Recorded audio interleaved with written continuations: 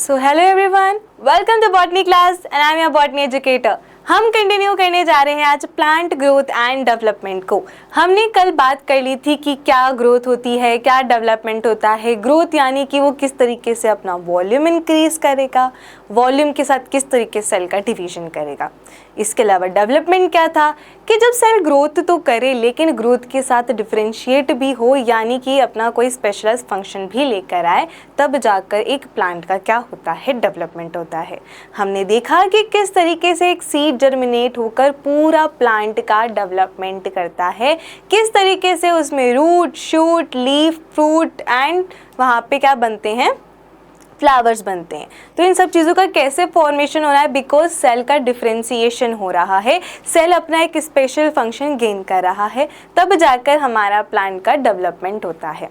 आज हम उसी को और क्लियर करेंगे और अब एक इम्पॉर्टेंट पार्ट पे आ जाएंगे, that is plant growth regulator, जो प्लांट की ग्रोथ को रेगुलेट करते हैं, जो रूट बनाएंगे, शूट बनाएंगे। अगर कोई स्ट्रेस कंडीशन आती है तो फिर अपना काम करेंगे, सीड जर्मिनेशन करवाएंगे, है ना। तो इन सब कंडीशन के अंदर ये फाइटो हार्मोन्स या जो ये केमिकल्स होते हैं, ये किस तरीके से काम करते हैं, उनके बारे में हम बात करेंगे, राइट। हमने यहाँ पे देखा था कि जो डेवलपमेंट होता है उसको दो फैक्टर अफेक्ट करते हैं। एक होता है एक्सट्रिंसिक फैक्टर, या फिर जो भी बाहर के एक्सटर्नल फैक्टर्स होते हैं, एनवायरमेंटल फैक्टर्स होते हैं, वो तो आ जाते हैं एक्सट्रिंसिक में। एनवायरमेंटल बोलूँ या फिर एक्सटर्नल बोल लूँ, तो ऐसे फैक्टर्स जो बाहरी हैं, है ना, जो अफेक्ट करते हैं प्लांट के डेवलपमेंट को, जैसे कि हो गई आने वाली सनलाइट हो गया, टेम्परेचर हो गया, वाटर हो गया, ऑक्सीजन एंड न्यूट्रिएंट्स। ये एक्सट्रिंसिक फैक्टर्स होते हैं जो प्लांट की ग्रोथ को, डेवलपमेंट को क्या करते हैं, अफेक्ट करते हैं। वहीं पर कुछ होते हैं इंट्रिंसिक फैक्टर, जिसमें से अपन ने इंट्रासेलुलर और इंटरसेलुलर के बारे में बात करी थी। इंट्रा होता है बेटा विद इन, इंट्रा क्या था, विद इन, यानी कि एक ही सेल के अंदर जो भी है, विद इन एक ही सेल के अंदर है। यानी कि अपन ने डीएनए की यहाँ पर बात करी थी कि डीएनए कैसे अफेक्ट करता है डेवलपमेंट को। फिर यहाँ पर है पीजीआर, यानी कि प्लांट ग्रोथ रेगुलेटर, जिनके बारे में अपन अभी पढ़ने वाले हैं। तो ये रहा प्लांट ग्रोथ रेगुलेटर, जिनके बारे में अपन अभी पढ़ेंगे। अब ये जो होते हैं ये इंटरसेलुलर होते हैं, यानी कि बिटवीन होता है, बिटवीन सेल्स, बिटवीन सेल्स। जैसे कि हमारी बॉडी के अंदर नहीं होते कि हार्मोन्स कहीं बनते हैं, फिर वो जो अपना टारगेट सेल होती है वहाँ तक पहुँचते हैं, यानी कि वो ट्रैवल करके कहाँ पे पहुँच रहे हैं, अपने टारगेट सेल्स पे। यहाँ पे भी ऐसे ही होता है कि अगर एक सेल यहाँ पर सिंथेसिस कर रही है, मानो कि अभी मान लो कि ऑक्सीजन है, ऑक्सीजन यहाँ पर क्या है, एज अ पीजीआर। अब ये ऑक्सीजन एक सेल में बना, लेकिन ये एक सेल से कहाँ पर जाएगा, दूसरी सेल के पास जाएगा, जहाँ पर ये काम करेगा, जहाँ पे ये इफेक्टिव होगा। तो इसीलिए अपन इसको क्या कहते हैं, इंटरसेलुलर। इंटरसेलुलर मतलब होता है बिटवीन सेल्स, अलग अलग सेल्स के बीच में। और इंट्रा का मतलब हो जाता है विद इन द सेल, एक ही सेल के अंदर जिनकी डीएनए। तो इस तरीके से एक्सट्रिंसिक एंड इंट्रिंसिक फैक्टर्स होती हैं जो प्लांट की डेवलपमेंट को इफेक्ट करते हैं। फिर हमने ये भी देख लिया था कि डेवलपमेंट क्या है, जहाँ से जर्मिनेशन से लेकर उसके सेनेसेंस तक का जो पीरियड है, जो उसकी लाइफ साइकिल है, वही उसका डेवलपमेंट होता है। हमने देख लिया था कि जो हमारी मेरिस्टेमेटिक सेल्स होती हैं, या तो मेरिस्टेमेटिक सेल्स क्या करेंगी, अपना वॉल्यूम इंक्रीज करेगी, अपना साइटोप्लाज्म इंक्रीज करेगी और साइटोप्लाज्म इंक्रीज करके सेल डिवीजन कर लेगी। अगर ये ऐसा नहीं करती तो फिर ये डिफरेंशिएट होगी, और डिफरेंशिएशन में अपन ने देखा था पहले तो करेगी एक्सपेंशन, फिर करेगी maturation and then mature cells किस में चली जाएगी, कुछ टाइम बाद डेथ के अंदर चली जाएगी। ये वाली क्या बात कल तो बहुत सिंपल सी समझ में आ गई थी क्या। सबसे पहले अपने पास एक नॉर्मल सेल थी, ये अपन कल का रिवाइज कर रहे हैं, ये मेरिस्टेमेटिक सेल है ना, जिसके पास प्रॉपर्टी होती है कि ये क्या करती है, कंटिन्यूस डिवीजन करती है ना। अब या तो इसमें दो चीज़ें हो सकती है, देखो, या तो ये ग्रोथ कर रही है, क्या कर रही है, growth. Growth in the sense कि ये अपना साइटोप्लाज्मिक वॉल्यूम इंक्रीज कर रही है। इसने अपना क्या कर लिया, साइटोप्लाज्मिक वॉल्यूम इंक्रीज किया। अब इसके पास यहाँ पे दो चीज़ें कर सकती है। पहली, या तो ये क्या करेगी, वापस से सेल डिवीजन करके मेरिस्टेमेटिक सेल्स बनाएगी बहुत सारी।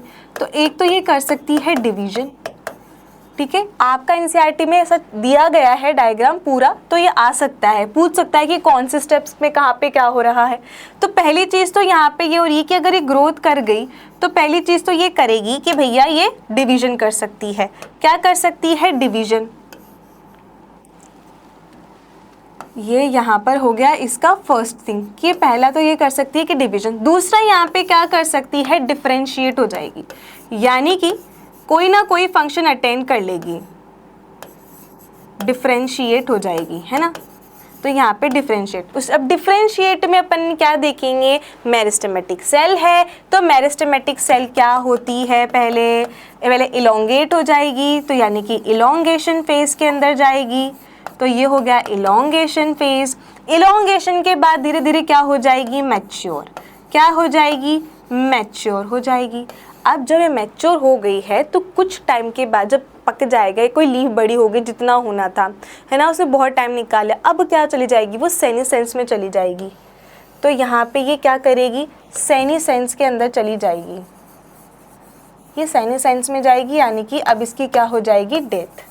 तो इस तरीके से अपने को क्या देखने के लिए मिलता है? प्लांट का डेवलपमेंट देखने के लिए मिलता है। यही यहाँ पर था कि मेरिस्टेमेटिक सेल या तो डिवीजन कर लेगी, अपना वॉल्यूम इंक्रीज हुआ उससे, या फिर डिफरेंशिएट करेगी जिसमें एक्सपेंशन यानी कि इलोंगेशन, फिर मैच्योरेशन, फिर ये मैच्योरेशन सेल कहाँ पे चली जाएगी? सेनीसेंस में, जहाँ पे उसकी क्या हो जाएगी? डेथ हो जाएगी। तो इस तरीके से यहाँ पर क्या होता है? डेवलपमेंट होता है। अब अपन देखने जा रहे हैं कि ये जो डेवलपमेंट हो रहा है पूरा, अब इसमें एक टर्म आ जाती है प्लास्टिसिटी। प्लास्टिसिटी क्या होती है? प्लास्टिसिटी, प्लास्टिक यहाँ पर ऐसा कोई लेना देना नहीं है कि भाई प्लास्टिक की बात करें। प्लास्टिसिटी का मतलब यहाँ पर हो जाता है बेटा फ्लेक्सिबिलिटी। क्या? फ्लेक्सिबिलिटी का मतलब यहाँ पर हो जाता है।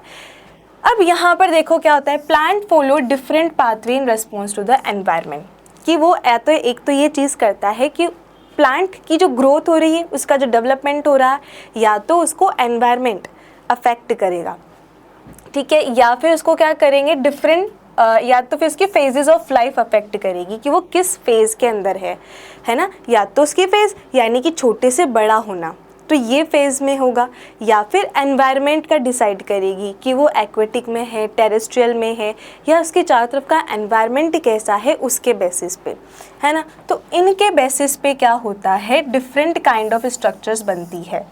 एक ही प्लांट है, एक ही प्लांट क्या कर रहा है, अगर उसको डिफरेंट एनवायरनमेंट दिया गया तो उसकी स्ट्रक्चर अलग। इसके अलावा उसको अगर लाइफ स्टेजेस अगर देखी जाए, उसकी लाइफ फेजेस अगर देखी जाए, तो भी हमें उसकी स्ट्रक्चर में डिफरेंस देखने के लिए मिलेगा। जैसे कि अपन एक एग्जांपल से समझेंगे कोरिएंडर से, जो कि उसमें अपन देखेंगे हेट्रोफिली। हेट्रो का मतलब होता है डिफरेंट, और फिली का मतलब होता है बेटा लीफ। तो यहाँ पे अपन लीफ की स्ट्रक्चर में डिफरेंसेस देखेंगे। तो पहले हो जाता है बेटा यहाँ पे इंटरनल प्लास्टिसिटी। क्या? Internal plasticity. इसके अंदर क्या होता है? यहाँ पर अपन जुवेनाइल और एडल्ट तक का टाइम देखेंगे कि क्या होता है कि जब एक नई नई लीफ आती है, इमेच्योर लीफ बनती है, एक न्यू लीफ बनती है, और फिर वो क्या बन जाती है? अडल्ट लीफ में कन्वर्ट हो जाती है, तो उसकी स्ट्रक्चर में क्या देखने के लिए मिलता है? डिफरेंस देखने के लिए मिलता है। This is called plasticity. Plasticity का सिंपल सा मतलब है कि फ्लेक्सिबिलिटी क्या है, मतलब कि उसके अंदर क्या क्या चेंजेस होते हैं according to the environment, according to the phase of life, उसके अंदर क्या क्या चेंजेस देखने के लिए मिल रहे हैं, वो होती है प्लास्टिसिटी। जिसमें हम पढ़ने जा रहे हैं इंटरनल प्लास्टिसिटी के बारे में। इंटरनल प्लास्टिसिटी में क्या होता है? The leaf of a juvenile, यानी कि जो अभी बनी है, नई नई लीफ बनी है, ठीक है, are different in shape from the those in the mature plant, कि जो मैच्योर प्लांट की जो लीफ है और जो नई नई अभी लीफ बनी है, उन दोनों के स्ट्रक्चर में क्या देखने के लिए मिलता है? डिफरेंसेस देखने के लिए मिलता है। इसे क्या कह रहे हैं यहाँ पर? Internal plasticity. क्या है? इंटरनल प्लास्टिसिटी, यानी कि उसके कहीं ना कहीं डीएनए में होगा या उसकी सेल्स में ही हो रहा है। किस तरीके से? कि अभी छोटी है तो तेरी स्ट्रक्चर ऐसी है, अब तो जैसे जैसे मैच्योर होती जाएगी तो तेरी सेल्स जो है वो, मतलब जो शेप है उसमें भी क्या आता जाएगा? चेंजेस। तो ये इंटरनल प्लास्टिसिटी है। इसका एग्जाम्पल याद रखना है, कॉटन, कोरिएंडर एंड लार्कस्पर। ये जुवेनाइल यानी कि अभी बचपन वाली स्टेज के अंदर छोटा है अभी, तो इसकी लीफ अपने को देखो कैसी दिख रही है, छोटी सी लीफ देखने के लिए मिल रही है। लेकिन जैसे ही ये अडल्ट हो जाती है तो अडल्ट में अपने को इसका फ्रेगमेंटेशन देखने के लिए मिल रहा है ना। तो इसका लीफ के अंदर चेंजेस आ रहा है। आ जाओ अब बात करते हैं यहाँ पर एनवायरमेंटल प्लास्टिसिटी, यानी कि किस तरीके से एनवायरमेंट की वजह से फ्लेक्सिबिलिटी आ रही है या डिफरेंसेस आ रहे हैं उसकी शेप के अंदर। चलिए, differences in shape of leaf produced in air and those product in water. देखो, एक प्लांट है जो कि कहाँ पे ग्रो कर रहा है, एयर के अंदर, टेरेस्ट्रियल पे है, ठीक है। वहीं पर दूसरा प्लांट है जो बेचारा पानी के अंदर ग्रो कर रहा है। तो दोनों की लीव्स की स्ट्रक्चर के अंदर क्या देखने के लिए मिल रहा है, डिफरेंस देखने के लिए मिल रहा है। एक है जो क्या है, एयर के कांटेक्ट में है, यहाँ पे एयर के कांटेक्ट में है तो इसकी लीव्स इस फ्रेगमेंटेड टाइप है। लेकिन ये यहाँ पर क्या कर रहा है, पानी के अंदर है। ये वाला जो प्लांट है बेटा, ये पानी के अंदर है।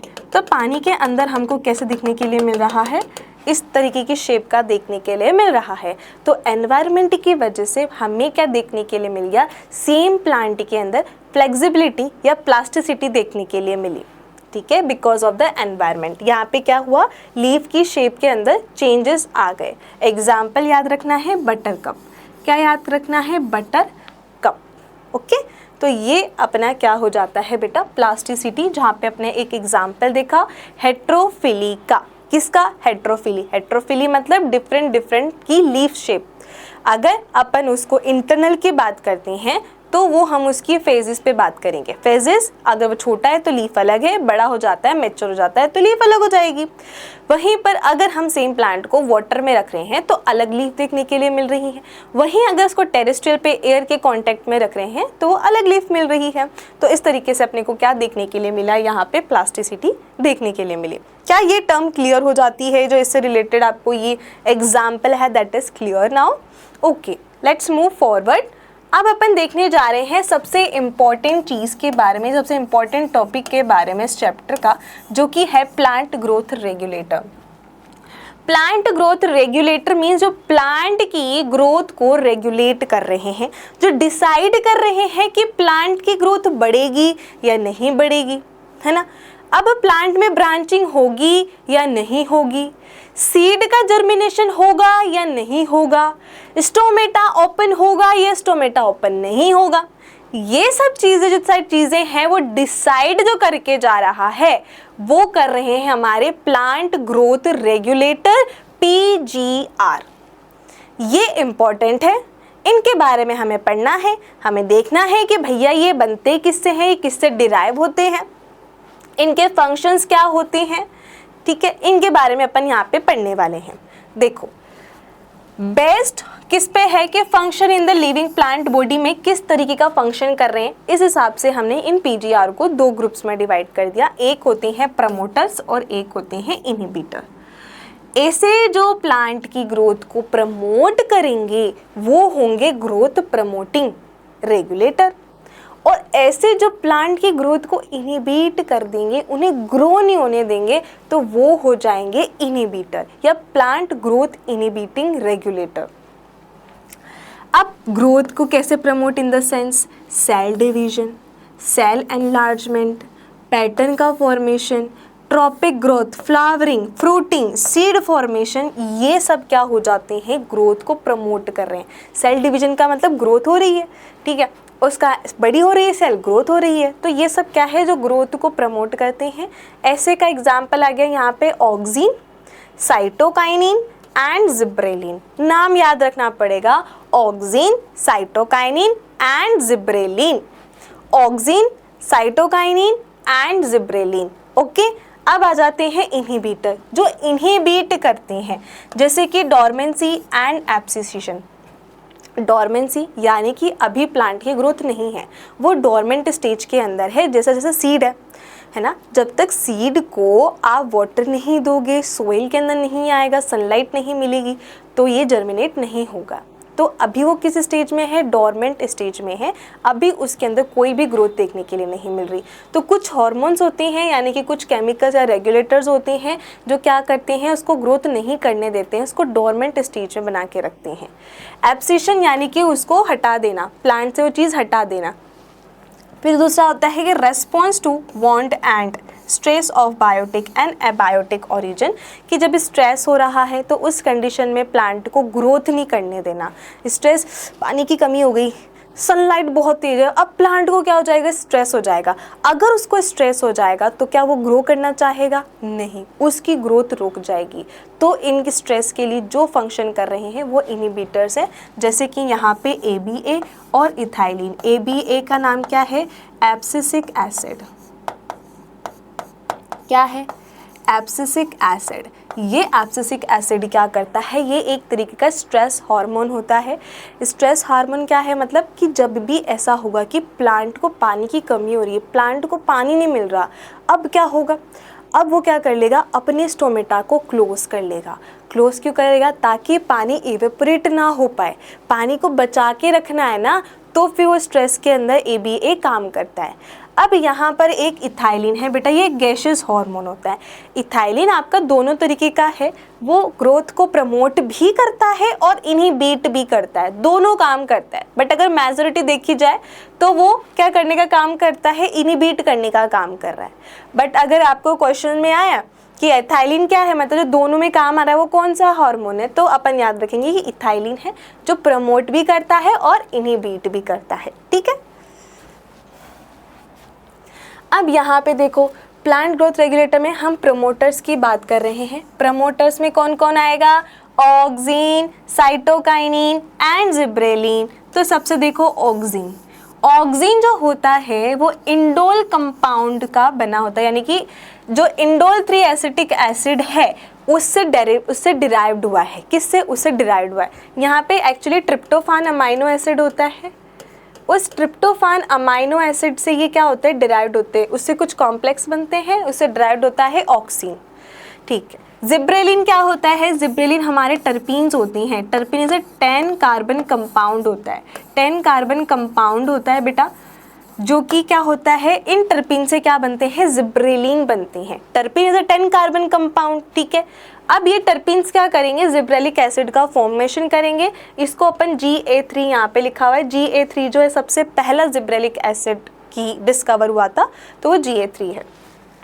अब यहाँ पर साइटोकाइनिन आ जाता है। साइटोकाइनिन जो है वो एडेनिन डेरिवेटिव है। अगर आपको अब याद आ गया होगा एडेनिन क्या है, एडेनिन क्या है, अगर आपने मॉलिक्यूलर बायोलॉजी अच्छे से पढ़ी है तो यू नो दैट कि एडेनिन क्या है। हम पढ़ते हैं न्यूक्लियोटाइड, जब DNA पढ़ते हैं, DNA देखते हैं DNA किसका बना है, न्यूक्लियोटाइड। न्यूक्लियोटाइड में क्या है, नाइट्रोजनस बेस। नाइट्रोजनस बेस के अंदर क्या मिलते हैं, प्यूरिन एंड पिरिमिडीन। उसमें से प्यूरिन पे जाओ, प्यूरिन पे क्या बनाता है, एडेनिन एंड ग्वानिन। तो जो A हम नाइट्रोजनस बेस लिखते हैं तो वो एडेनिन का डेरिवेटिव कौन है, साइटोकाइनिन। तो देखो नाम भी सेम है, निन निन, साइटोकाइनिन, एडेनिन, निन निन। तो यहाँ पे क्या हो जाएगा बेटा, एडेनिन का डेरिवेटिव कौन है, साइटोकाइनिन। तो यहाँ पे इससे भी क्वेश्चन बनते हैं आपके एग्जाम में कि इस हार्मोन का क्या डेरिवेटिव है, किसका डेरिवेटिव है। तो साइटोकाइनिन जो होता है वो एडेनिन का है। यहाँ पे है N6, परफ्यूरैलेमिनो, प्यूरिन और दूसरा है काइनेटिन। ठीक है, अब इनहिबिटर पे आ जाते हैं, जहाँ पे पहला है आपका इथाइलिन। इथाइलिन एक गैसियस हार्मोन होता है, इथाइलिन एंड C2 यानी कि 2 कार्बन का ये है। फिर होता है एब्सिसिक एसिड, जिसको ABA भी बोलते हैं। ये कैरोटीनॉइड, बेटा कैरोटीनॉइड्स क्या होते हैं, पिगमेंट्स। कैरोटीनॉइड्स क्या होती हैं, पिगमेंट्स। तो पिगमेंट जो कैरोटीन है उसका डेरिवेटिव कौन है, एब्सिसिक एसिड। तो यानी कि हमने यहाँ पर क्या देखे, हमारे 5 प्लांट ग्रोथ रेगुलेटर्स देखे, जिसमें सबसे पहले हमने प्रमोट करने के बारे में पढ़ा। प्रमोट करता है ऑक्सिन, साइटोकाइनिन एंड जिब्रेलिन, है ना। और उसके बाद जो इनहिबिट करती हैं वो हो जाते हैं हमारे कौन, एब्सिसिक एसिड और इथाइलिन। ये सिंपल समझ में आया। अब हमने यहाँ पे इनके डेरिवेटिव्स देखे कि ये जो ऑक्सिन रेगुलेटर्स बन रहे हैं, ये जो ऑक्सिन केमिकल वगैरह बन रहे हैं, ये किससे बन रहे हैं, हमने देखा ऑक्सिन बन रहा है इंडोल कंपाउंड से बन रहा है, जिब्रेलिन जो है वो टर्पीन से बन रहा है, साइटोकाइनिन एडेनिन से बन रहा है, इथाइलिन हमारा गैसियस है ना। अभी अपन देखेंगे कि भैया ये मिथियोनिन यहाँ पर अमाइनो एसिड होता है, तो ये मिथियोनिन अमाइनो एसिड से बनते हैं।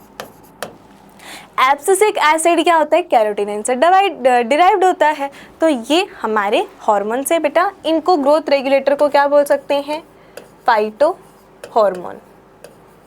जिस तरीके से हमारे हार्मोन्स है, प्लांट के अंदर भी उनके हार्मोन्स है। फाइटो का मतलब प्लांट, हार्मोन मतलब हार्मोन्स, है ना। चलिए सबसे पहले बात करेंगे यहाँ पर डिस्कवरी के बारे में। हम हर हार्मोन्स की डिस्कवरी देखेंगे। सबसे पहला आ जाता है यहाँ पर ऑक्सीन। कौन आ जाता है, ऑक्सीन। ऑक्सीन को कैसे ऑब्जर्व किया गया, देखो एक कमरा था, है ना, उसमें सनलाइट आ रही थी। इन्होंने जो देखा था, यहाँ पे दो साइंटिस्ट है बेटा, चार्ल्स डार्विन और उनके बेटे फ्रांसिस डार्विन, दो साइंटिस्ट थे। इन्होंने देखा कि जब प्लांट पे इन्होंने जो अपना एक्सपेरिमेंट देखा था वो थी कैनरी ग्रास, ठीक है, एक कैनरी ग्रास थी। ये रही कैनरी ग्रास, यहाँ पे आ रही थी सनलाइट, ठीक है। इस पे जब सनलाइट गिरी तो इन्होंने देखा कि इसके अंदर क्या हो गई, बेंडिंग हो गई। इसने क्या कर ली, यहाँ पर बेंडिंग कर ली। किसके तरफ बेंडिंग कर ली बेटा, सनलाइट की तरफ बेंडिंग कर ली। 1 सेकेंड, इसने सनलाइट की तरफ बेंडिंग कर ली, है ना। इसने क्या करा, अभी तक ऐसा था, सीधा था हमारा कैनरी, लेकिन जैसे इस साइड से सनलाइट आई तो इसे सनलाइट की तरफ क्या कर ली, थोड़ी बेंडिंग कर ली। इसने बेंडिंग कर लिया, यहाँ पे ऐसे बेंडिंग कर ली सनलाइट की तरफ। तो इसको जो टर्म दिया गया दैट इज फोटोट्रॉपिज्म। तो ये इन्होंने कोई इंटेंशनली नहीं देखा कि भैया ऑक्सीजन है, ये इवेंचुअली हो गया कि भैया ऐसा क्यों हो रहा है, प्लांट ऐसे फोटोट्रॉपिज्म क्यों शो कर रहा है, बेंडिंग क्यों हो रही है प्लांट में, ऐसा क्या केमिकल है जो प्लांट की बेंडिंग करवा रहा है। तो इन्होंने फिर कहा कि भैया ऐसा हो रहा है, यानी कि प्लांट फोटोट्रॉपिज्म दिखा रहा है, ठीक है।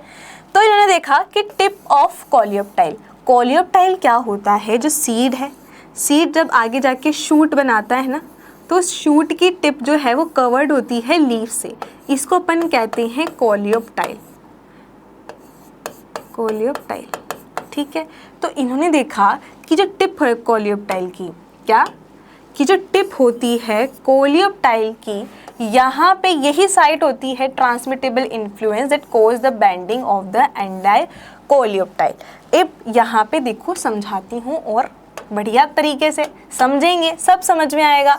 ये रहा सन, सन क्या करता है, सन हमें लाइट दे रहा है। किसको लाइट दे रहा है, प्लांट को। अब इन्होंने क्या करा, इन्होंने रखी थी यहाँ पे कैनरी ग्रास। ये क्या थी, ये कैनरी ग्रास थी। इन्होंने देखा कि भैया जिस साइड पे क्या जा रही है, लाइट आ रही है, ये आ रही है लाइट, इसकी सरफेस पे पड़ रही है। अब देखो सरफेस, इधर ही लाइट पड़ रही है, इस वाली सरफेस पे क्या लाइट पड़ रही है, क्या नहीं, इस सरफेस पे लाइट पड़ रही है। तो इन्होंने क्या देखा, इन्होंने देखा कि ये जो है वो क्या कर लेता है, जिस साइड लाइट आ रही है उस साइड बेंडिंग कर लेता है, जिस साइड लाइट आ रही है उस साइड बेंडिंग कर लेता है ना। इस तरीके से इसने क्या कर ली बेटा, बेंडिंग कर ली। इसी को क्या कहेंगे अपन, फोटोट्रॉपिज्म, फोटोट्रॉपिज्म। यानी कि तुम सोचो कि यहाँ पे क्या हुआ होगा कि जो जहाँ पे लाइट नहीं गिर रही वहाँ पे क्या होगा, कुछ केमिकल्स आ गए होंगे, है ना। तो वहाँ पे जब केमिकल्स आए तो उन्होंने वहाँ पर सेल का इलोंगेशन करवा दिया। तो जहाँ पे लाइट नहीं है वहाँ पे सेल इलोंगेट हो जाती है, और जहाँ पे लाइट आ रही होती है वो सेल का कोई ग्रोथ नहीं हो रही है। तो इस वजह से क्या हो रही है, यहाँ पर बेंडिंग हो रही है। अभी अपन देखेंगे क्लियर कि कैसे होता है। तो ये चीज़ तो समझ में आ गई। अब देखो यहाँ पे, अब इसको आइसोलेट कैसे किया गया। तो F.W. वेंट थे, जिन्होंने कोलियोप्टाइल ऑफ ओट जो होता है उसकी टिप से क्या किया, आइसोलेट किया जो भी केमिकल था। फिर कॉगिल एंड हैगेनाई स्मिथ फ्रॉम ह्यूमन के यूरिन से फिर इन्होंने क्या करा, ऑक्सीजन को आइसोलेट किया। तो यहाँ पे इस तरीके से साइंटिस्ट थे, पहले थे चार्ल्स डार्विन और फ्रांसिस डार्विन, जिन्होंने इस चीज़ को देखा फोटोट्रॉपिज्म होता है, कुछ ना कुछ केमिकल है। फिर इसके बाद आए हमारे यहाँ पे FW वेंट, जिन्होंने आइसोलेट किया कहाँ पे से, कोल्यूप्टाइल की टिप पे से। फिर कॉगल एंड हैगन स्मिथ आए, जिन्होंने ह्यूमन के यूरिन से इसको आइसोलेट किया। अब यहाँ पे देखो, ये रहा आपके NCERT में कि इस तरीके से ये हमारा था, ठीक है। यहाँ पे किस तरीके से बेंडिंग हुई वो चीज़ है ना। तो यहाँ पे अपन पढ़ लेंगे आपके NCERT से। अब यहाँ पे अपन इसके फिजियोलॉजिकल इफेक्ट देखने वाले हैं कि ऑक्सीजन के अंदर क्या क्या चीज़ें होती है। तो देखो पहले एपिकल डोमिनेंस। एपिकल डोमिनेंस का मतलब देखो क्या होता है कि अगर कोई प्लांट है, ठीक है, अगर कोई प्लांट है तो वो लंबा ही होता जाएगा, वो ब्रांचिंग नहीं होने देगा, तो वो हो जाती है एपिकल डोमिनेंस, यानी कि अपनी चलाना। एपिकल जो ऊपर वाला पार्ट है, यहाँ इतना वाला पार्ट है ये, ठीक है, यहाँ पे कुछ ना कुछ केमिकल्स हैं जो क्या कर रहे हैं, इसको और इलोंगेट करवाए जा रहे, और इसकी जो ब्रांचिंग होनी चाहिए थी, बुशीनेस आनी चाहिए थी, वो नहीं आ रही है ना। तो एक चीज़ तो ये क्या करवा रहा है, एपिकल डोमिनेंस करवाता है, यानी कि सिर्फ ऊंचाई का, यानी कि लंबाई जो होती है उसको इंक्रीज करवाता है, ब्रांचिंग को स्टॉप कर देता है, ब्रांचिंग नहीं होने देता। आपने देखा होगा कि गार्डन्स में क्या किया जाता है, जो बुशेस होती हैं उनको ऊपर से कट कर दिया जाता है ताकि वो अच्छे से क्या हो सके, ब्रांचिंग उनकी हो सके, बुशीनेस आ सके, ठीक है। अगर ऐसा नहीं करेंगे फिर तो लंबे लंबे होते जाएंगे और वो जो उनकी ब्रांचेस है वो नहीं निकलेंगी, है ना, ठीक है। इसके अलावा क्या करते हैं, जो widely used as a herbicide use किया जाता है 2,4-D, ये तो याद करना है आपको। जो डाइकोट्स की जो वीड्स होती हैं उनको किल करने के लिए यहाँ पर 2,4-D जो कि एक सिंथेटिक ऑक्सीन है उसको यूज़ में लिया जाता है। तो ये आपके लॉन वगैरह में आप यूज़ करते हो ताकि वीड्स का ग्रो ना हो सके। तो एक तो ये वाला यूज़ है।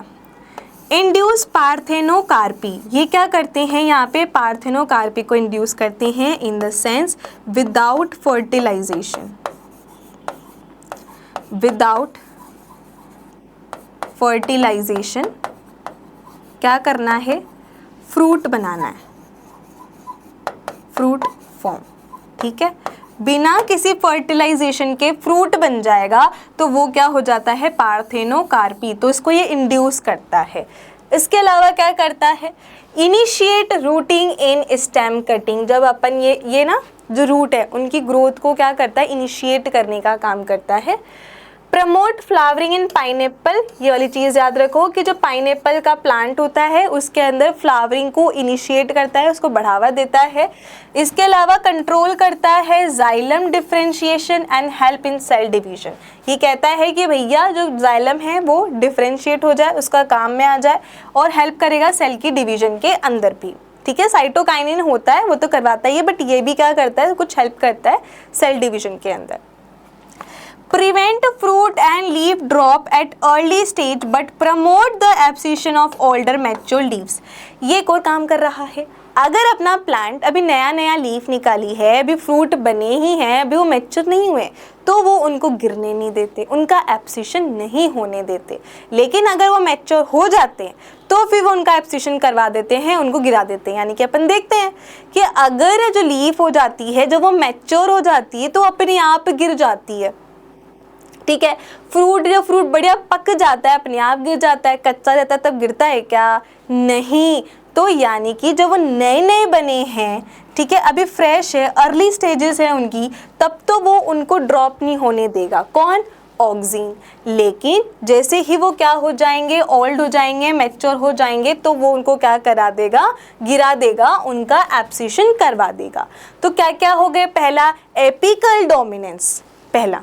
दूसरा, इसकी सिंथेटिक फॉर्म जो है यानी कि 2,4-D, ठीक है, इसका यूज़ किया जाता है वीडीसाइड में, छिड़काव करते हैं ताकि जो वीड्स है, खरपतवार है जो कि हमारी क्रॉप्स के लिए अच्छा नहीं है, उनको हटाने के लिए। इसके अलावा पार्थेनोकार्पी को इंड्यूस करता है, बिना फर्टिलाइजेशन के ही फ्रूट बनवा रहा है। इसके अलावा अगर अर्ली स्टेजेस है, अभी नई नई लीफ बनी है, फ्रूट ही कच्चा है अभी, तो उसको गिरने नहीं देगा। लेकिन जब वो मैच्योर हो जाएगा, एकदम पक जाएगा, फिर उसको क्या कर देगा, एब्सिशन कर देगा, गिरा देगा। इसके अलावा ये जाइलम के डिफरेंशिएशन को कंट्रोल करता है, सेल डिवीजन में भी हेल्प करता है। उसके अलावा पाइनएप्पल जो प्लांट है वहाँ पे फ्लावरिंग को प्रमोट करता है और जो रूटिंग है उसको इनिशिएट करता है। तो बेचारा ऑक्सीजन कितना सारा काम कर रहा है, ठीक है। अब यहाँ पर हमारा सेकंड हार्मोन आ जाता है जो कि है जिब्रेलिन। कौन सा? जिब्रेलिन। अब यहाँ पर क्या हुआ, देखो ये जो साइंटिस्ट दिख रहे हैं आपको, इनका नाम क्या है? ई क्यूरोसावा। ई क्यूरोसावा। इन्होंने देखा प्लांट जो मतलब राइस का प्लांट, राइस की क्रॉप देखी। इन्होंने देखा कि कुछ ऐसे प्लांट्स थे जो बहुत ही लंबे हो गए। अब इन्होंने देखा भैया ऐसा क्यों हो रहा है कि कुछ प्लांट्स में ऐसा क्या हो गया कि एकदम से इतने लंबे हो गए। तो फिर उन्होंने क्या करा, देखो उन्होंने कहा कि ये जो इतने लंबे हो रहे हैं इनको बकाने डिजीज हो गई। क्या हो गई? बकाने डिजीज। इनको अपन बोल सकते हैं फुलिश सीडलिंग, ठीक है। ये राइस के अंदर हुई। तो ये क्यों हो रही थी? Because of the fungi. एक फंगाई थी जिसके वजह से क्या हो रहा था, जो राइस की क्रॉप्स थी कुछ में प्लांट्स थे वो बहुत ज़्यादा क्या हो गए थे बेटा, लंबे हो गए थे, इलोंगेट हो गए थे।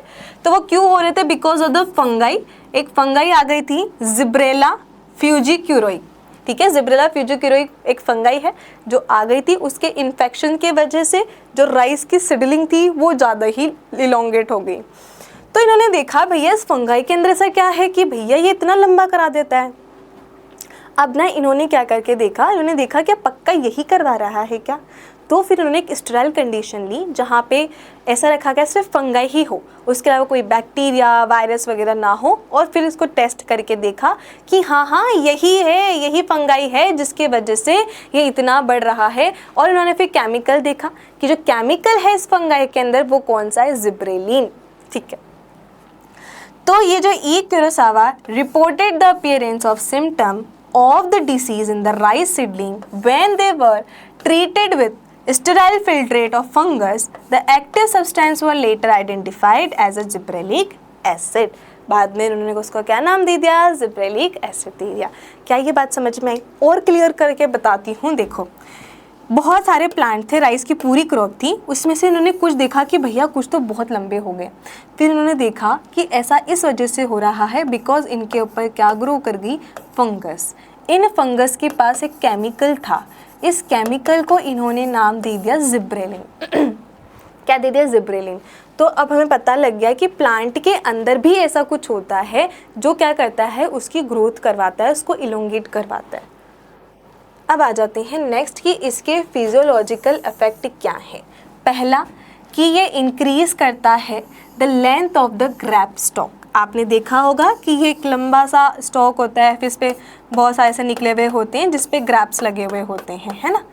तो ये क्या करवा देता है, यहाँ पर ये जो स्टॉक है, स्टॉक जो मेन एक्सिस है, ये जो मेन एक्सिस है इसको क्या कर देता है, इलोंगेट कर देता है, ताकि क्या हो सके, हमें बड़े बड़े ग्रैप्स मिल सके, है ना, ज़्यादा ग्रैप्स आ सके। तो पहला तो क्या करा रहा है, इंक्रीज करवा रहा है उसकी लेंथ के अंदर स्टॉक की। Cause fruit like apple to elongate and improve its shape. तो ये एप्पल की शेप को भी इम्प्रूवमेंट लेकर आता है। Delay senescence, fruit can be left on the tree longer. ठीक है, ये क्या कर रहा है, जो उनका बुढ़ापा आ रहा है, जो सेनीसेंस आ रहा है, उसके अंदर डिले लेकर आता है। कौन, जिब्रेलिन। ठीक है, जिब्रेलिन क्या कर रहा है, उनके अंदर डिले लेकर आ रहा है ताकि वो जल्दी से ना खिरे, मतलब जल्दी से ना टूटे, खराब ना हो। ठीक है, एक तो ये वाली चीज़ कर रहे हैं ताकि हम चाहते हैं भैया हमारा अगर फ्रूट अपन क्रॉप तोड़ के लाएं तो लंबे टाइम तक स्टोर हो, क्योंकि हमें तो मार्केट में बेचना है, फिर वो घर तक भी जाना है। तो इस चीज़ के लिए क्या होता है, जिब्रेलिन काम में आता है। ये जिब्रेलिन क्या करता है, इसका लाइफ इंक्रीज कर देता है, लाइफ स्पान इंक्रीज कर देता है। इसके अलावा ये speed up of malting process को स्पीड अप कर देता है। Malting process in the sense जो सीड है, सीड को जर्मिनेशन करवाता है। कैसे करवाता है, देखो मैं यहाँ पे बता देती हूँ। चलिए देखते हैं कि ये किस तरीके से सीड जर्मिनेशन में काम आता है।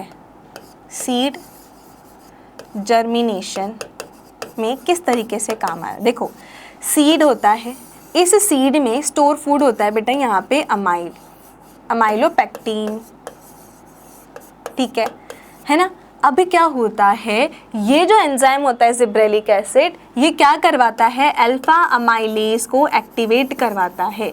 ये अल्फा अमाइलेज इस अमाइलोपेक्टिन को ब्रेक डाउन करके क्या मिला देता है, ग्लूकोज मिल जाता है। इस ग्लूकोज का यूज़ क्या कौन करता है, एम्ब्रियो। जैसे ही एम्ब्रियो को फूड मिल जाएगा तो अब क्या हो जाएगा, यहाँ पे जर्मिनेशन हो जाएगा।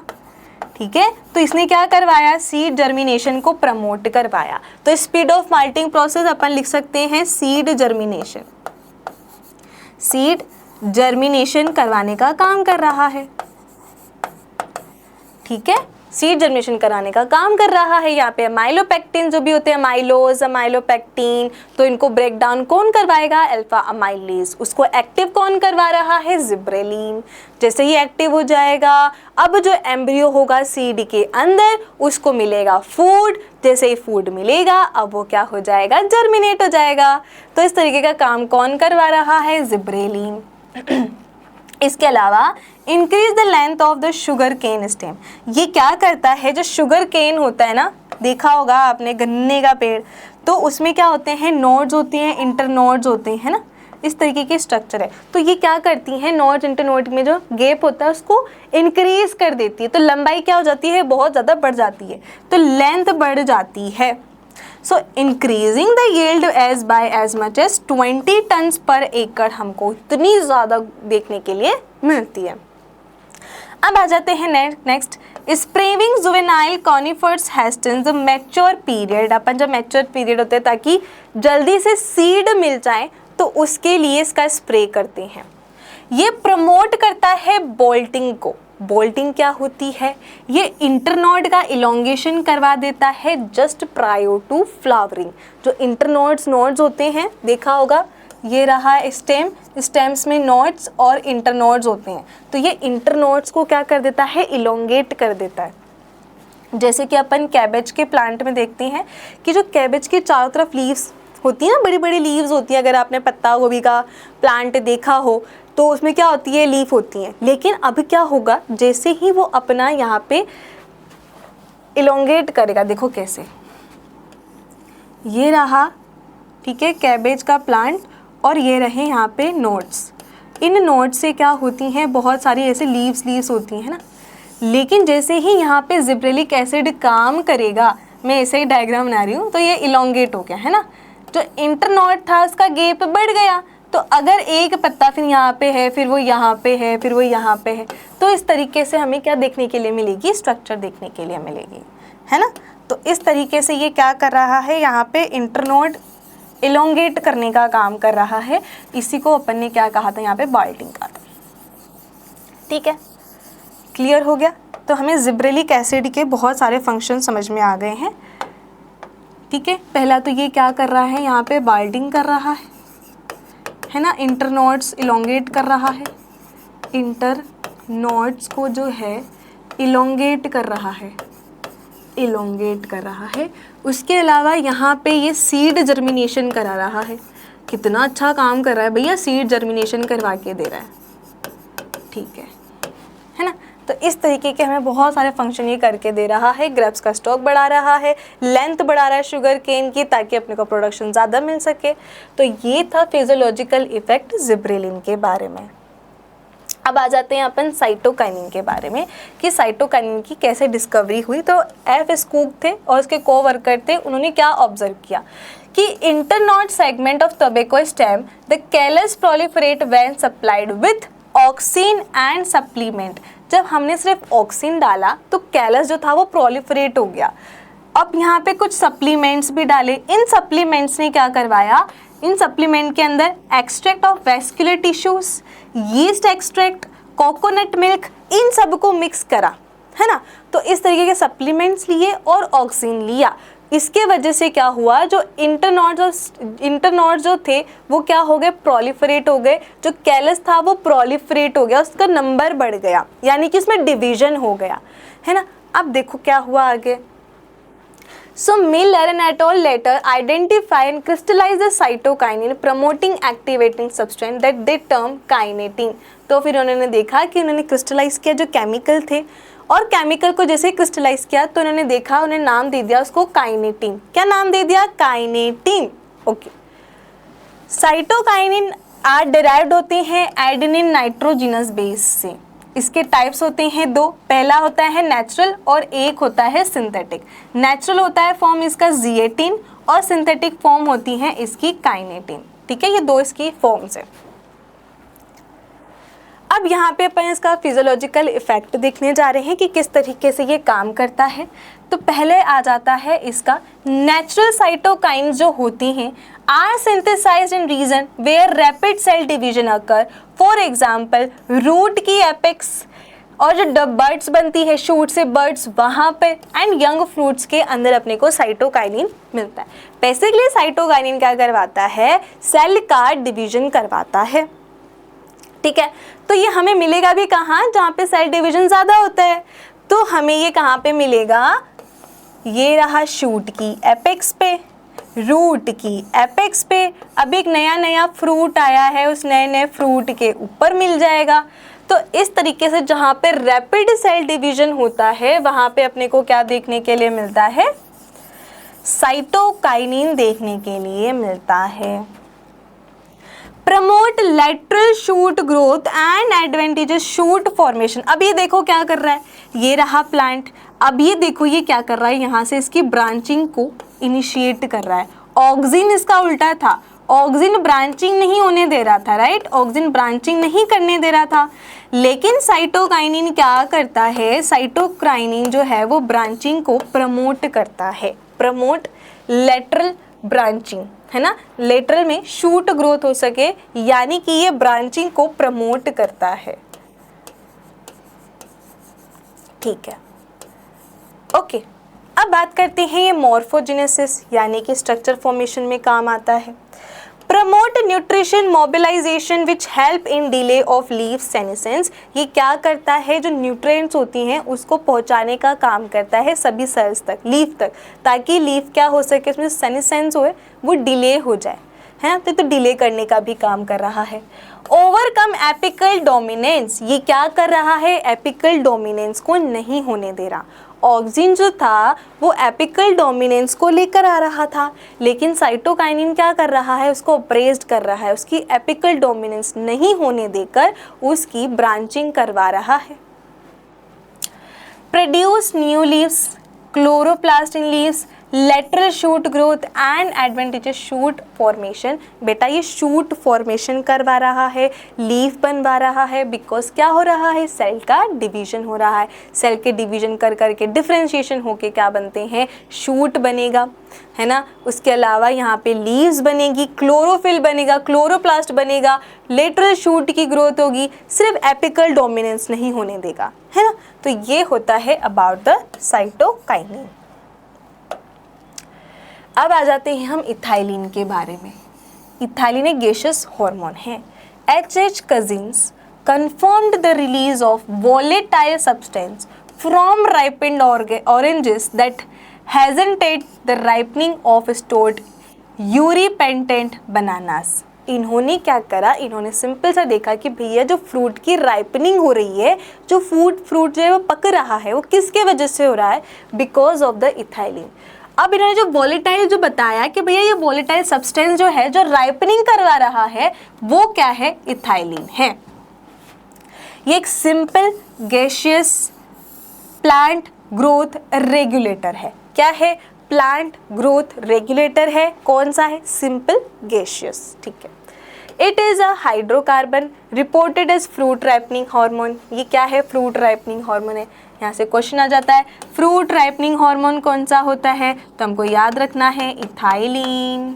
Ethylene is a fruit ripening hormone. One of the most widely used PGR in the agriculture. तो एग्रीकल्चर में सबसे ज़्यादा यूज़ होने वाला है बिकॉज ये राइपनिंग करवा रहा है। इसके अलावा ये ट्रिपल रिस्पॉन्स भी देता है। अभी देखेंगे कि हुक फॉर्मेशन, मैंने स्टार्टिंग में पढ़ा था कि हुक फॉर्मेशन करता है। ठीक है, यहाँ पे ब्रॉडनेस लेकर आता है शूट के अंदर। तो इस तरीके के भी ये फंक्शन देखेंगे। कितने ट्रिपल रिस्पॉन्स दे रहा है ना, फ्रूट की राइपनिंग कर रहा है।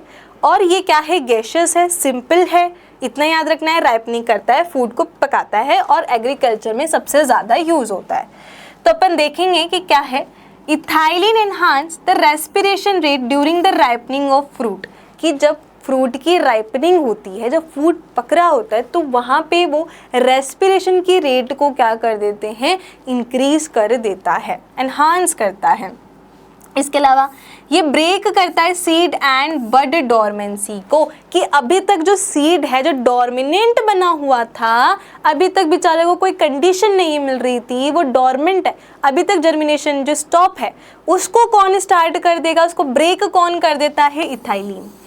सो इथाइलिन क्या करता है, ब्रेक कर देता है सीड डोरमेंसी को, और अब सीड क्या हो पाएगा, जर्मिनेट हो पाएगा।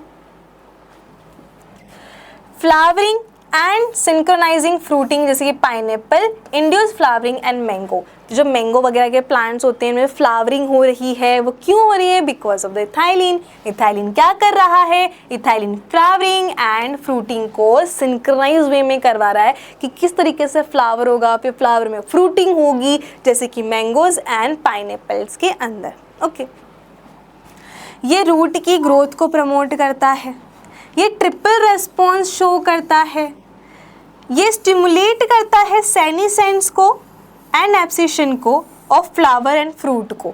ठीक है, एब्सिशन यानी कि गिरा देगा, झड़ देगा। अब जो भी फ्रूट है वो पक गया तो भैया उसको हटा दो, लीफ मतलब उसको प्लांट छोड़ देगा कि तो जा। तो यहाँ पे क्या करता है, ये स्टिमुलेट करता है कि सेनिसेंस हो, यानी कि जल्दी अब उसकी उम्र बढ़िया पक जाए, बढ़िया हो जाए। एब्सिशन कर देगा फ्लावर एंड फ्रूट का, तो thinning of cotton, cherry and walnut इसका एग्जाम्पल है। फीमेलनेस, फेमिनिज्म अफेक्ट करता है क्यूकम्बर में। Post harvested ripening of the fruit, जैसे कि बनानास, एप्पल्स एंड टोमेटो। तो ये पोस्ट हार्वेस्ट राइपनिंग, यानी कि जब अपन प्लांट को, अपन ने फ्रूट निकाल लिया उससे, अब थोड़ी देर बाद उसमें क्या हो, राइपनिंग होने लग जाती है। वो क्यों हो रही है, बिकॉज ऑफ द इथाइलिन। ठीक है, तो इथाइलिन के सारे काम हैं। इसके अलावा ये प्रमोट करता है rapid internode and petiole deep water rice plant के अंदर। ठीक है, तो अपने को मेन फंक्शंस याद रखने हैं कि ये यहाँ पे मैं लिख देती हूँ, ट्रिपल रेस्पॉन्स में हुक फॉर्म कर रहा था। ठीक है, ब्रॉड ऑफ स्टेम, इस तरीके की ये रेस्पॉन्स शो करता है। अब यहाँ पे इसके फिजियोलॉजिकल इफेक्ट देखते हैं। ट्रिपल रेस्पॉन्स देता है स्टेम के अंदर, रूट ग्रोथ को प्रमोट करता है, फीमेलनेस लेकर आता है क्यूकम्बर के अंदर, इथाइलिन ब्रेक करता है सीड एंड बड डोरमेंसी को, ये rapid internodes deep water rice को इंक्रीज करता है, यानी कि रैपिड जो है डिवीजन या में रैपिड इंटरनोड्स जो है वो बनाने का काम करता है। अब आ जाता है एब्सिसिक एसिड। एब्सिसिक एसिड जो होता है एक तरीके का हमारा स्ट्रेस हार्मोन है। क्या है, स्ट्रेस हार्मोन है। देखो, during the mid 1960 3 independent researchers थे, रिपोर्ट किया उन्होंने, प्योरीफाई किया, एक केमिकल कैरेक्टराइजेशन दी। 3 डिफरेंट काइंड ऑफ इनिबिटर्स थे। पहला inhibitor B, abscisin 2 and dormin. ये क्या थे, 3 इनिबिटर्स थे। इनको क्या किया गया, इनको प्योरीफाई किया गया। Later all 3 were proved to be chemically identified. It was named abscisic acid. अब इनको क्या नाम दे दिया, यहाँ पे abscisic acid नाम दे दिया। क्या था बेटा, जब 1960 का मिड का टाइम चल रहा था तो 3 इंडिपेंडेंट रिसर्चर थे, अलग अलग, वो रिपोर्ट कर रहे थे। उन्होंने क्या किया, एक केमिकल कैरेक्टर को निकाला, एक प्योरीफाई किया, जिसमें 3 डिफरेंट क्या थे, इनहिबिटर्स थे। ठीक है, कौन कौन से थे, इनहिबिटर बी, एब्सिसिक, उसके अलावा डोर्मिन, ये कुछ क्या थे, इनहिबिटर। ये क्या है, केमिकल्स हैं जो प्लांट को इनहिबिट करते कुछ चीज़ के लिए। ठीक है, फिर बाद में इन तीनों को क्या कह दिया गया कि ये क्या है, एब्सिसिक एसिड है। ठीक है, अब देखो यहाँ पे physiological role, act as a general plant growth inhibitor and inhibitor of plant metabolism, ये प्लांट की ग्रोथ को नहीं होने देते, उसको स्टॉप कर देते हैं। इसके अलावा वहाँ पे जो प्लांट की मेटाबॉलिज्म हो रही है उसको भी क्या कर देते हैं, इनहिबिट करने का काम करते हैं। ABA इनहिबिट करता है सीड जर्मिनेशन को, कि जब सीड डोरमेंट में बना ही रहेगा, है ना, ये क्या रखेगा, सीड को डोरमेंट स्टेज में बना के रखेगा, उसको वो जर्मिनेट नहीं होने देगा, सीड ऐसा का ऐसा ही रहेगा। ठीक है। ABA stimulate the closure of stomata and increase the tolerance of plant to various kind of stress. ठीक है। अब क्या हो रहा है, देखो सीड था सोइल के अंदर, ठीक है, लेकिन इस सीड को क्या नहीं मिल रहा, पानी नहीं मिल रहा, इसको स्ट्रेस है, तो इस कंडीशन में इसको वो जर्मिनेट नहीं होने देगा। इसके अलावा यहाँ पे अगर कोई प्लांट भी है, अगर उस प्लांट को क्या नहीं मिल रहा है, पानी, तो जो इसकी लीफ होती है उस लीफ के अंदर स्टोमेटा को क्लोज कर देगा ताकि पानी का लॉस ना हो, प्लांट को बचाना है, क्योंकि स्ट्रेस हो रहा है प्लांट को कि पानी नहीं है, तो उसके लिए स्टोमेटा क्लोज करेगा। अगर स्टोमेटा क्लोज हो जाएंगे तो पानी का इवेपोरेशन नहीं होगा, वाटर का लॉस नहीं होगा प्लांट बॉडी से। इस तरीके से काम कर रहा है। ABA play an important role in seed development, ये सीड डेवलपमेंट में इम्पॉर्टेंट रोल प्ले करता है। मैचुरेशन एंड डॉर्मेंसी के अंदर उसको रोकने का काम करता है। ठीक है। बाय इंड्यूसिंग डॉर्मेंसी, कि जो उसको डॉर्मेंट बना के रख रखा है, ABA help seed to withstand desiccation and other factors unfavourable for growth, because वहाँ पे सूखा है, ठीक है, फेवरेबल कंडीशंस नहीं मिल रही है, तो उस कंडीशन के अंदर ये क्या कर रहा है, हेल्प कर रहा है कि भैया सीड जर्मिनेट मत हो, अगर तो जर्मिनेट हो भी गया तो सर्वाइव ही नहीं कर पाएगा। तो उसने क्या किया, उस स्ट्रेस को हैंडल किया, कैसे कि उसने उसको जर्मिनेट नहीं करने दिया। In most situation ABA act as an antagonist of gibberellic acid, कि जिब्रेलिक एसिड का एंटागोनिस्टिकली काम करता है, क्योंकि जिब्रेलिक एसिड सीड जर्मिनेशन करवा रहा है, ये उसको रोक रहा है, ये लॉन्गेशन करवा रहा है, ये इसको रोक रहा है। ठीक है। तो इस तरीके के दोनों क्या हो गए, एक दूसरे के एंटागोनिस्ट की तरह भी काम करते हैं।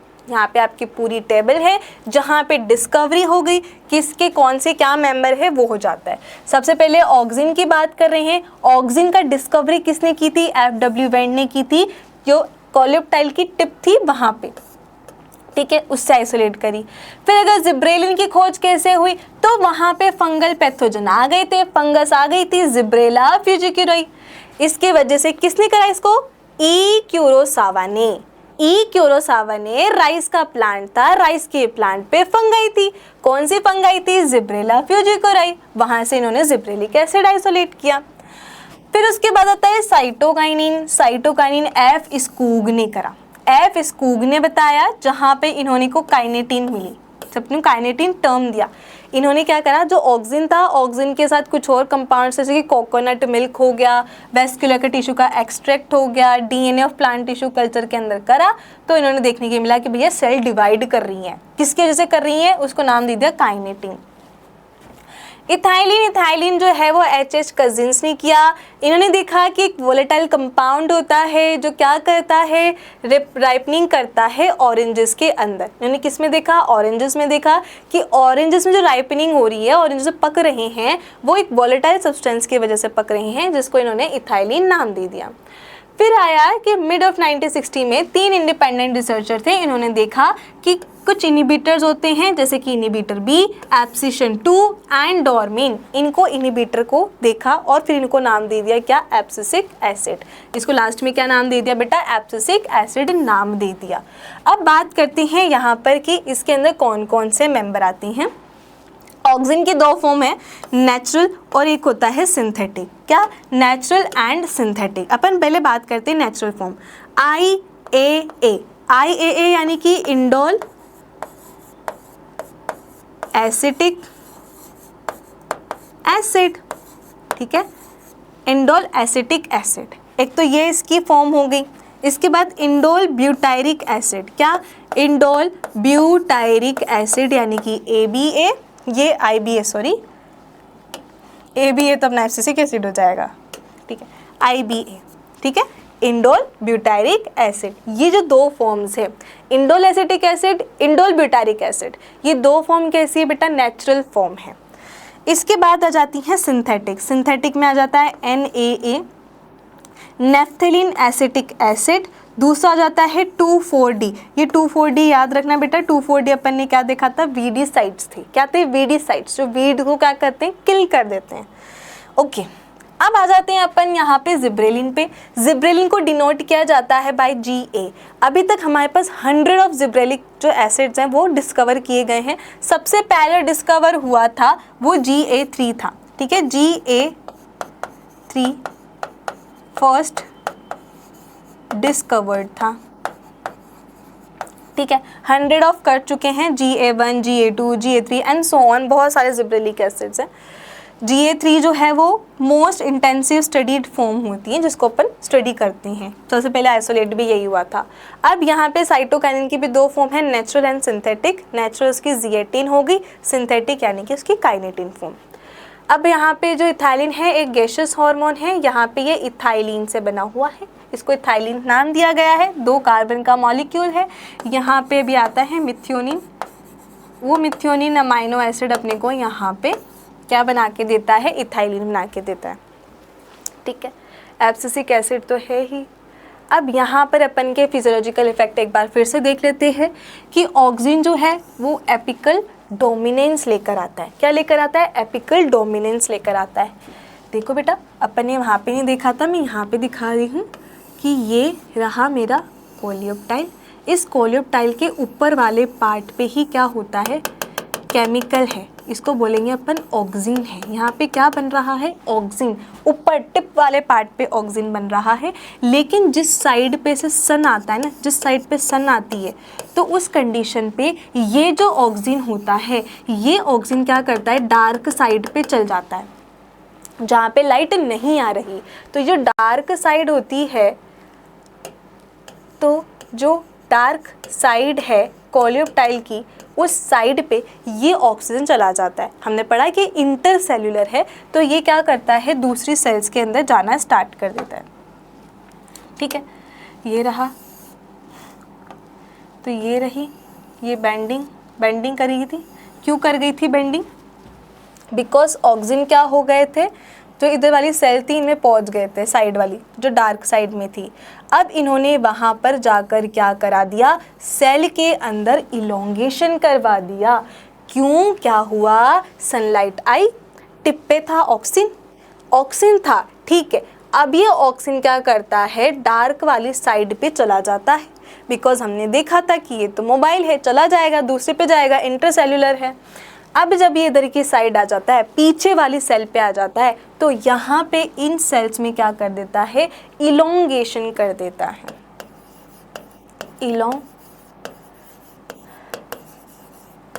इन सेल के अंदर इलोंगेशन कर देता है।